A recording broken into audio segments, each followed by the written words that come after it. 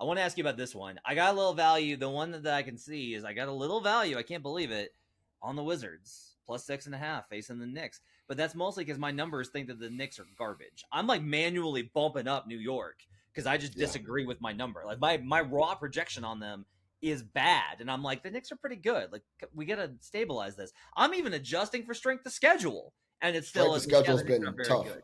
So, like, what do you think about Knicks Wizards being somebody that's closer to the team?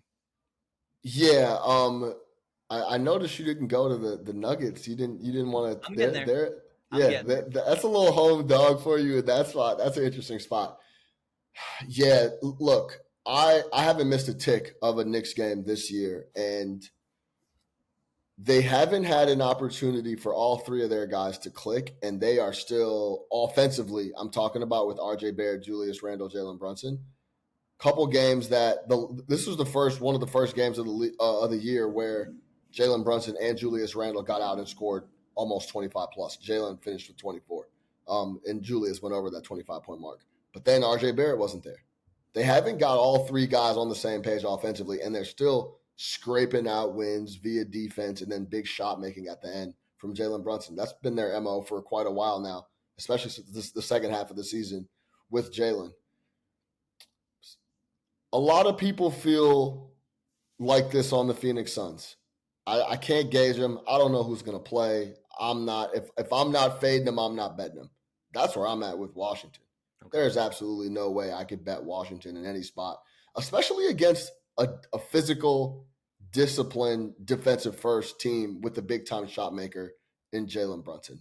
That's if a team is ever going to fold like Washington would, it'd be a team that they couldn't get a rebound against. They kept allowing offensive rebounds, which Mitch Robb and the Knicks do really well, and then they have a demoralizing shot maker like Jalen Brunson. So I wouldn't be looking to back Washington.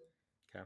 We'll wait for the injury report as well. See if RJ plays. Once RJ, Jalen, and Julius offensively can get a couple games rolling, then Quentin Grimes just continues to shoot it the way he's shooting it, they're going to be back competing with the Cavaliers type for that fourth slot in the East.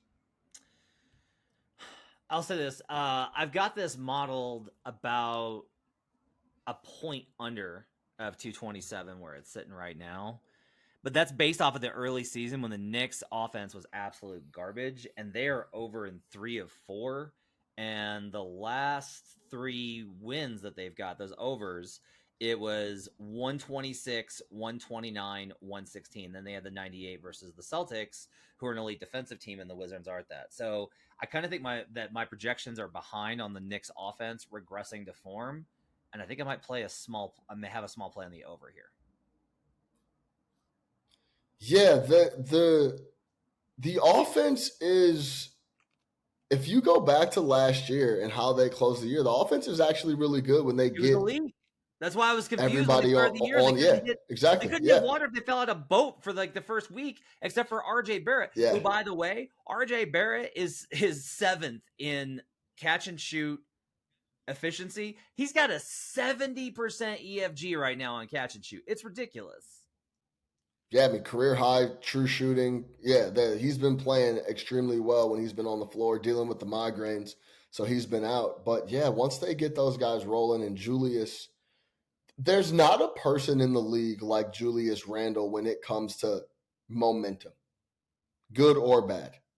When that guy is confident and feeling himself, he's an absolute force. And when it goes the other way, he has trouble getting out of that rut. He's starting to pick it up a little bit after a horrendous start. And he's starting to get a little comfy in those Skechers. And once they get all those guys together, they can't start rolling. The offense is not as bad as it has looked.